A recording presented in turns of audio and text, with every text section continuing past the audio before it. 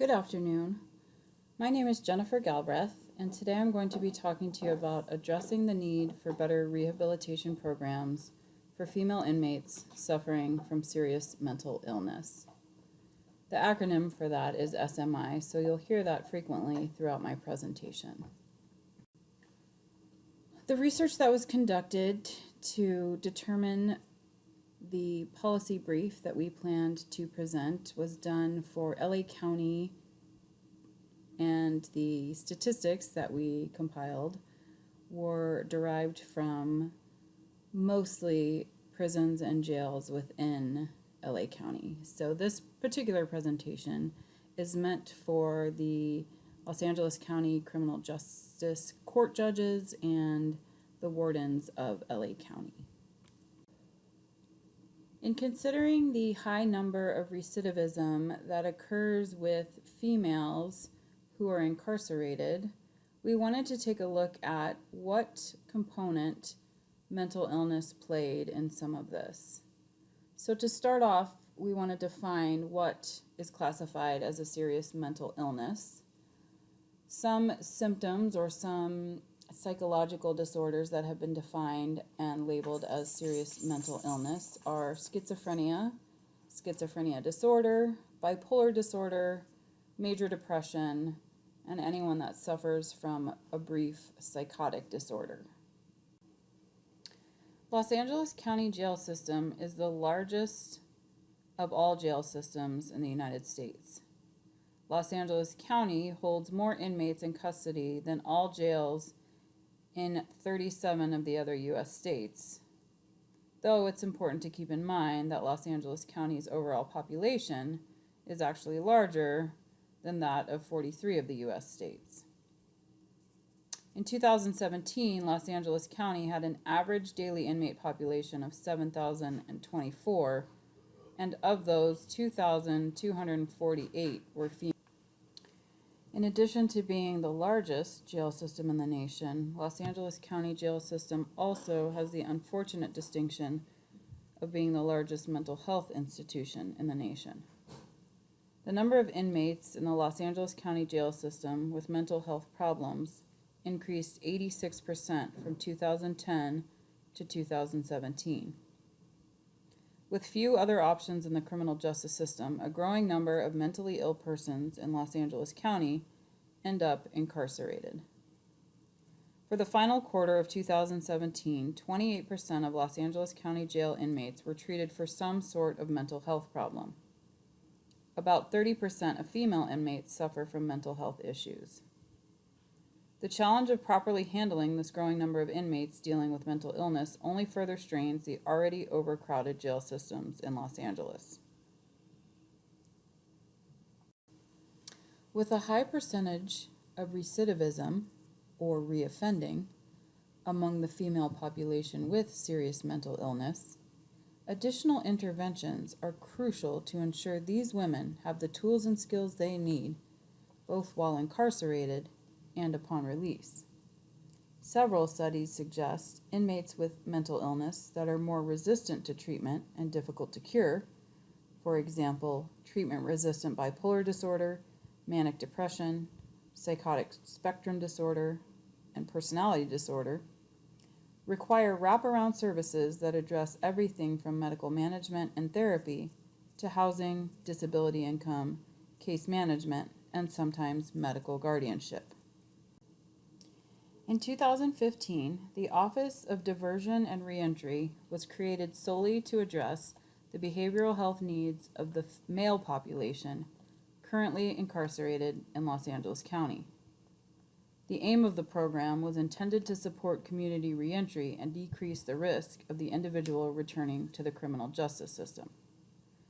The program formed as a result of the high number of repeat offenders that met criteria for mental health issues, including being determined to be seriously mental ill, along with other disorders, was created as a response to the recurring theme of mental ill persons having higher risks upon being released back into the community. A push to provide adequate skills and resources was made to facilitate the path to a strong and stable recovery.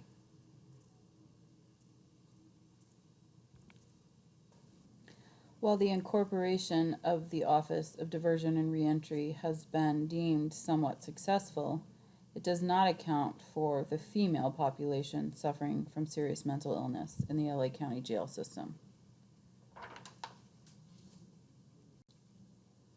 LA County currently has a 5-step approach in assisting inmates who struggle with serious mental illness.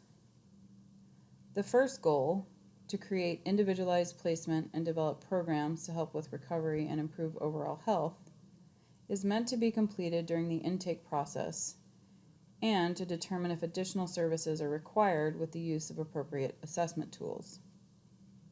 A study conducted by Lynch, DeHart, Belknap, and Green in 2013 reviewed how the use of a particular screening tool called structural equation modeling was able to assist in determining a woman's behavioral health needs.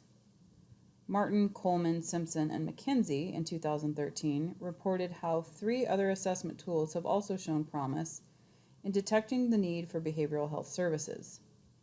It is through these initial assessments that the incarcerated women are able to begin their journey towards rehabilitation, instead of being doomed by the criminal justice system for having mental health issues. Step 2 of the 5-step approach is to establish placement appropriate for the individuals. So after completing the initial assessment, decisions are made that will address current issues such as mental health, physical health, substance abuse, and more. The inmate would be treated holistically instead of simply serving time.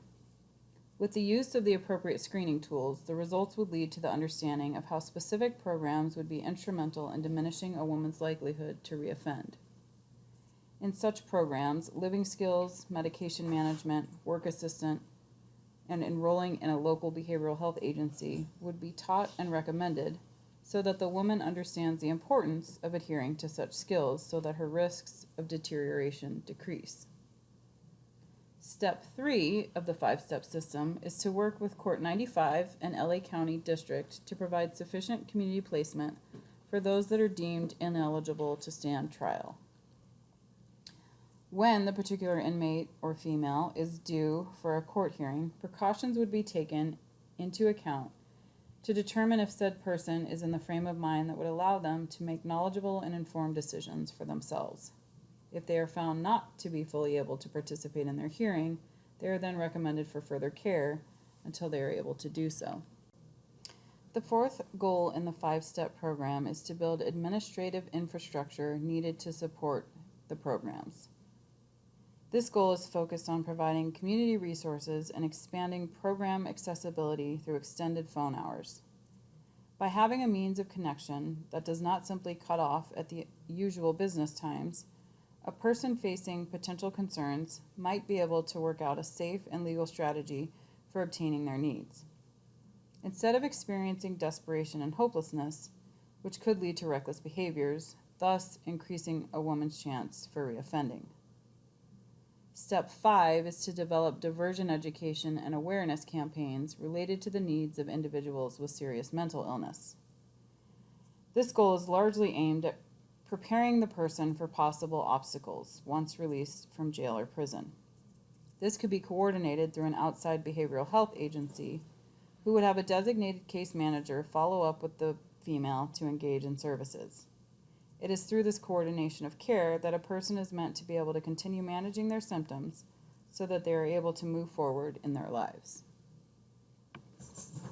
While these additional steps have shown improvement in how the problem of inmates with serious mental illness are being handled, there is still a lack of focus specifically for the incarcerated female population diagnosed with SMI. In addition, another issue affecting the female population with SMI is that there are not enough staff available to assist them in showing how that they can achieve quality of life. The criminal justice system is also lacking in the ability to provide women a safe environment, sometimes even from the staff. In 2018, Lau reported that sexual abuse from staff and retaliation for reporting the abuse are some of the most prevalent problems women are having to face while incarcerated. Based on our research regarding the current situation related to handling female inmates diagnosed with serious mental illness, we are recommending 4 changes to the current system in the LA County jail system. Our first suggestion is to create an intensive care program that includes things like therapy sessions and addiction counseling. According to the American Psychological Association, evidence indicates that inclusion of a variety of psychosocial interventions can have a measurable impact on the outcome of those with serious mental illness. Jails and prisons in LA counties should create these intensive programs within the prison so that inmates with SMI are voluntarily placed in these type of programs soon after being incarcerated. The program should include therapy sessions and addiction counseling. When approaching a treatment plan with a person-first methodology and the idea that recovery and a return to a satisfying life are possible, the effectiveness of evidence-based treatments are highly positive. With regards to funding of these programs, we recommend that state funding should be utilized to hire a team that works specifically with those inmates that are enrolled in these programs. Our second recommendation is to set up neighborhood support programs to help inmates with mental illness transition back into mainstream society and supply resources that would allow them to continue to receive treatment once released. Interventions such as these have been implemented in areas around the country and have shown success with male inmates once released from prison. We feel they would have the same success with female inmates.